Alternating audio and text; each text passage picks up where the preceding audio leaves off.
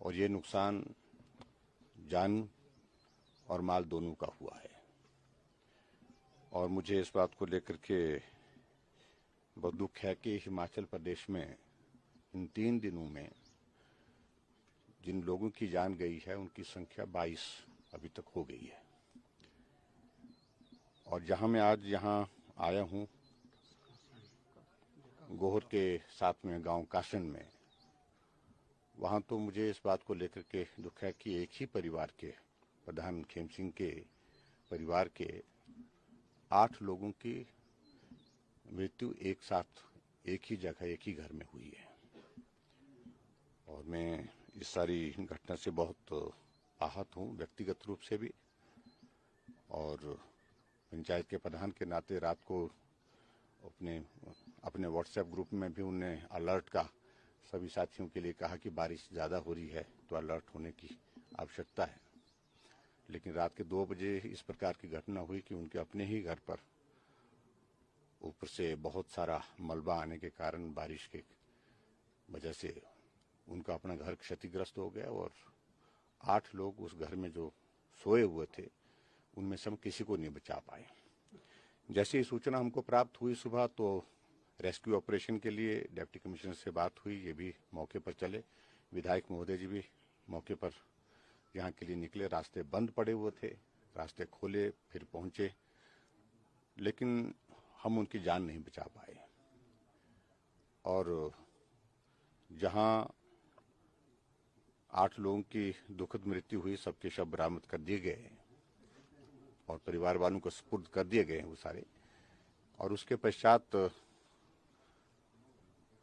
जहां ये घटना घटित हुई है उस स्थान पर अगर मौके पर जाकर के आज भी जब मैं देख करके आया हूं, ऐसी संभावना बिल्कुल लग नहीं रही थी कि इस प्रकार की घटना यहाँ पर घटित हो सकती है। बहुत मेहनत और मुशक्कत से उनने बहुत अच्छा घर बनाया था, परिवार के लोग बहुत उसमें आनंद के साथ रह रहे थे। आज मौके पर आने के पश्चात में उनके परिवारजनों को मिला हूँ। परिवारजन भी बहुत आहत हैं इस घटना से और मैंने अपनी संवेदनाएं व्यक्त की हैं। और राहत के रूप में हमने 4-4 लाख रुपए सभी जिनकी दुखद मृत्यु उस घटना में हुई है उन सभी को यहाँ पर आज देने का ऐलान किया है। उनका पत्र मैंने उनको सौंप दिया है।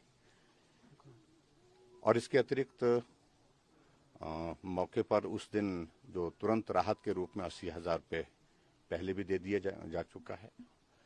और इन परिवारों को जिनका मकान था वहाँ पर, तो इनको मकान भी हम सरकार की ओर से उपलब्ध करवाएंगे। नुकसान बहुत ज़्यादा हुआ है, उस क्षति को तो पूरा नहीं कर सकते हैं। खासतौर से जिनका जीवन चला गया है उस कमी को तो कभी पूरा कर ही नहीं सकते हैं। लेकिन फिर भी सरकार ऐसे संकट के क्षण में उस परिवार के साथ है और जो भी मदद उनकी की जा सकती है, जिस रूप में की जा सकती है, वो करने की कोशिश करेंगे।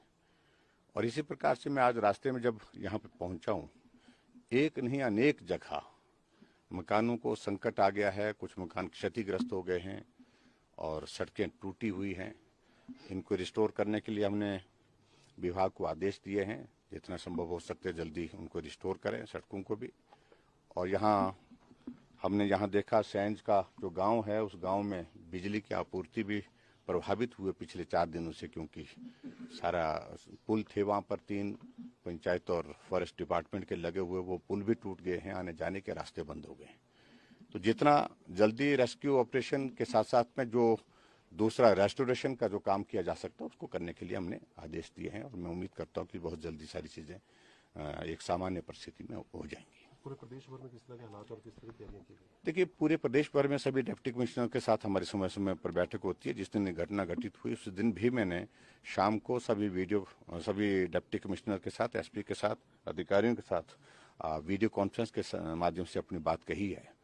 और उनके सामने एक ही विषय, सबसे पहले आदमी की जिंदगी को बचाने का हमारा लक्ष्य है। जहाँ भी घटना घटित होती है, सूचना मिलती है कि कोई आदमी ऐसे मौसम में फंस गया है या मकान गिर गया है या कहीं इस तरह से उनका जीवन संकट में है, तुरंत उनके रेस्क्यू की व्यवस्था की जाए। सबसे पहले प्राथमिकता तो ये है कि आदमी की जिंदगी को बचाया जाए। उसके बाद फिर रेस्टोरेशन का काम दूसरा रहता है। अगर रास्ता बंद है तो सड़क को हम रिस्टोर करें, पानी और बिजली बंद है तो उसको भी रिस्टोर करें। तो इन सारी चीज़ों को लेकर के हमने कहा है। और हिमाचल में खास तौर से हमने ये भी डिप्टी कमिश्नर्स के ऊपर छोड़ दिया कि अगर मौसम की चेतावनी को ध्यान में रखते हुए अगर आवश्यक लगता है कि स्कूल जिस दिन बंद करने की ज़रूरत लगती है तो बंद करने चाहिए। और मंडी में तो हालांकि बंद किए भी थे, और वो अच्छा रहा कि उस दिन स्कूल को बंद करने का ऐलान पहले ही हो चुका था प्रशासन के द्वारा। उसके कारण कोई इस तरह की अप्रिय घटना घटित नहीं हुई स्कूल आते जाते बच्चों के साथ। और ऐसे में और भी चीज़ों को लेकर के आने वाले समय में एहतियात के साथ काम करने के लिए हमने सभी अधिकारियों को आदेश दिए। सर, पहाड़ी क्षेत्रों में जो है बाढ़ को लेकर ज़्यादा बताया जा रहा है कि जो नदी नालों में डंपिंग की गई सर अवैध, सर उसको लेकर क्या कहेंगे? देखिए, डेवलपमेंट के काम चलते हैं, लेकिन कुछ जगह इस तरह से वो डंपिंग होने के कारण फिर वो कारण बनता है ऐसे, जिसके कारण फिर आगे फ्लड आ जाता है, जिसके कारण जो है वहाँ सॉइल इरोजन हो जाता है, और उसके कारण फिर आदमी की ज़िंदगी गाँव में संकट में हो जाती है। तो उस सारी चीज़ को लेकर के आने वाले समय में एहतियात करने की आवश्यकता है। सर, केंद्र सरकार के द्वारा क्या आदेश है? केंद्र सरकार को पूरा असेसमेंट के लिए हमने कह दिया है, और असेसमेंट करने के बाद फिर उनकी टीम आती है केंद्र से, और हमने आग्रह किया है कि केंद्र जल्दी से टीम भेजे ताकि लोगों की मदद समय पर हो सके।